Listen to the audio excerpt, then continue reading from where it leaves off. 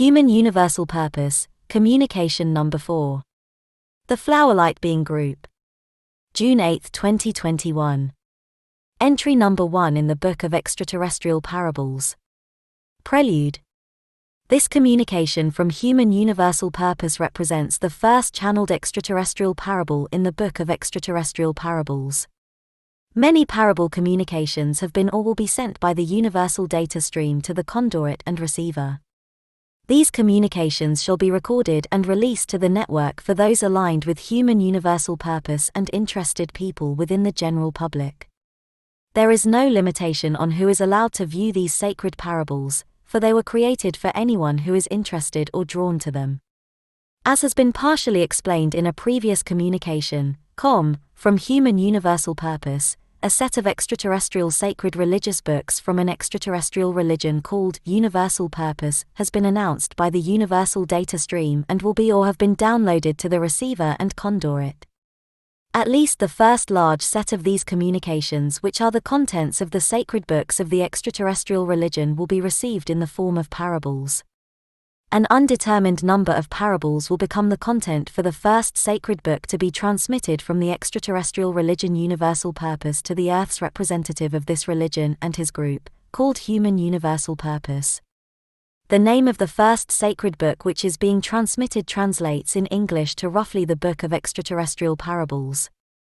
As each of these communications is in fact a parable originally written by holy figures within an extraterrestrial religion who themselves were in contact with universal source, the contents of each parable need to be perceived and understood in a particular way to get the most value out of them. The parables are not meant to be taken as literal, 100% valid objective truth. While each parable may have some 100% objectively true elements, to view any of these sacred parables as an objectively true story describing objectively true material locations, events, and beings, is to miss the point and purpose of the parable and the parable format. However, again, I will point out that while much of what is being written may not be 100% objectively true in a materialistic sense, some level of truth will be mixed in with mythological material meant to be read and understood at a mythological, rather than a materialistic, level.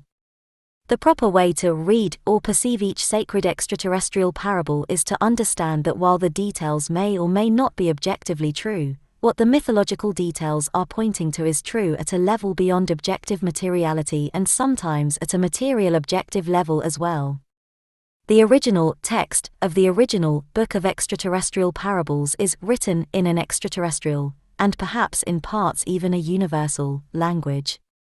Thus, there is no current way for the universal data stream to transmit the text in its original form, because humans on Earth, no matter how advanced at decipherment they may be, would not be able to translate, pronounce, read, or understand the originals. Thus, the root messages contained within the original extraterrestrial texts have had to be translated into parables which point to the vital important truths and lessons which exist in the original source material, but which cannot be revealed directly. Humans are only capable of understanding the root messages within the parables by reading behind and between the lines to get a glimpse of the actual extraterrestrial message and material being transmitted. Much more could and probably should be said about the extraterrestrial parables, what they are, and how they should be read, studied, and perceived, but that will come in later communications. Without further introduction then, Human Universal Purpose now presents the first entry of many in the Book of Extraterrestrial Parables. Section 1 of the Book of Extraterrestrial Parables. The Flowerlight Being Group and the Temple of Light and Color. The Flowerlight Being Group, also known as the beings from the Yellow Flower Star, BYFS, are an extraterrestrial group known for their incredibly strong, some would say fanatical to the extreme, connection to light and color. The wise universal beings claim it may be the case that no star race or species surpasses the Flowerlight Being Group in the intensity and magnificence of their relationship to light and color. In fact, so enamored are the Flowerlight Being Group with color that each Flowerlight being adopts for a middle name the name of a specific color or property of light. Impressively, the Flowerlight Being Group have named hundreds of millions of different shades of color. A large percentage of colors named by the group are colors or gradations or properties of or in colors that cannot be seen by humans or most other star races or star species in the universe. Flowerlight beings are born predisposed with an utter fascination and attraction to light and color.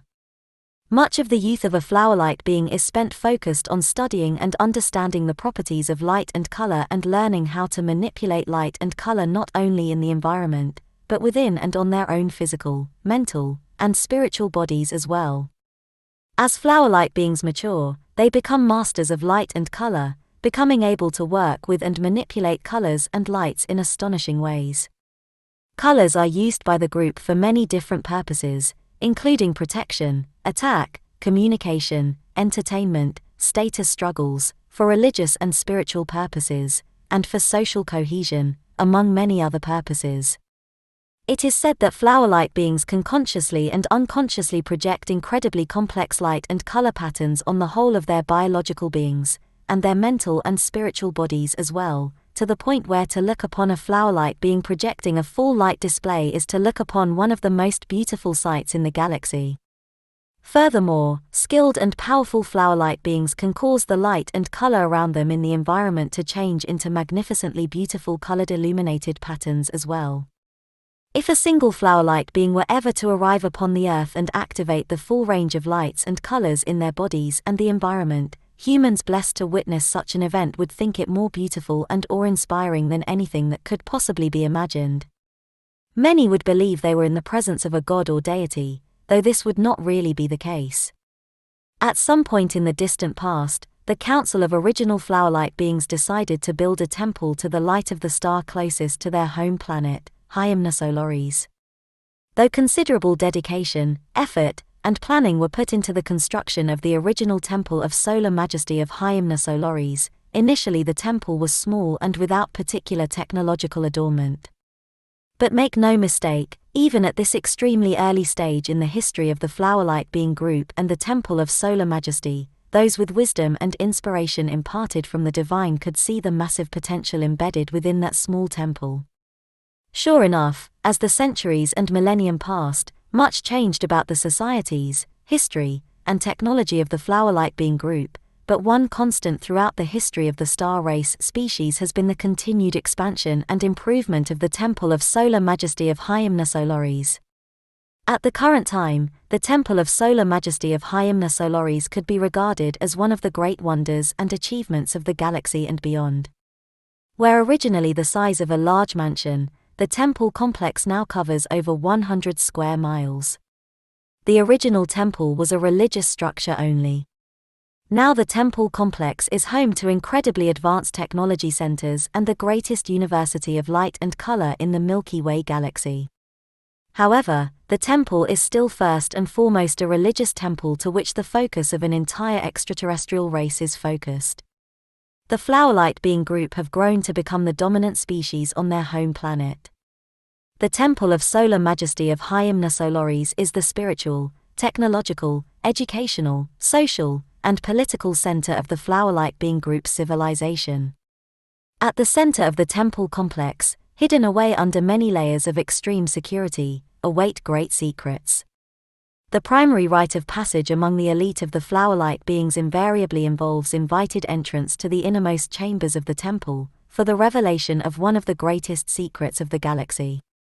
Though the secret will not be revealed in full nor in great detail in this communication, it is enough to know that the Flowerlight Being Group have discovered two previously unknown varieties of light. First, the Flowerlight Being Group, or at least certain members within the group, have developed the ability through millennium of selective breeding to see a previously unknown and hidden light. When the most gifted among the Flowerlight beings look upon the universe with the aid of the hidden light, called roughly in English the luminas obscura, a new and previously hidden dimension within this universe is revealed. Within this hidden dimension of our universe, hidden within the very same spaces as the fully perceivable material universe, resides an entirely new dimension, filled and populated by a number of extraterrestrial races and species born within and suited to exist within the hidden light, the luminas obscura. Astoundingly, the number of species and star races and star civilizations existing within the Lumina's obscura dimension is at least as numerous as the number of species and star races and star civilizations existing within the universe that humans perceive. Amazing as the existence of a heavily populated hidden dimension of a more subtle materiality may be, an even deeper secret awaits the most gifted among the gifted of the Flowerlight Being Group and its highest leaders. This secret is only whispered among the general populace of Flowerlight Being Group societies. To speak openly of the secret is to risk the harshest of punishments. The whispered rumors suggest that the Flowerlight Being Group have discovered a completely unique source of light in the galaxy, which seems to come from an entirely different universe, with a capital U, other than the universe of which humans speak when they are attempting to describe and define all that exists. Of the incredibly deep implications of this secret, if true, no more shall be written within this communication, other than to say that if a universe is defined as all that exists, no other universe could possibly exist except a non-existent universe. However, by definition, a non-existent universe cannot exist. Yet clearly, non-existent existence exists, because the light from a non-existent universe has been observed and perhaps even captured and stored in a secret location by the Flowerlight Being Group.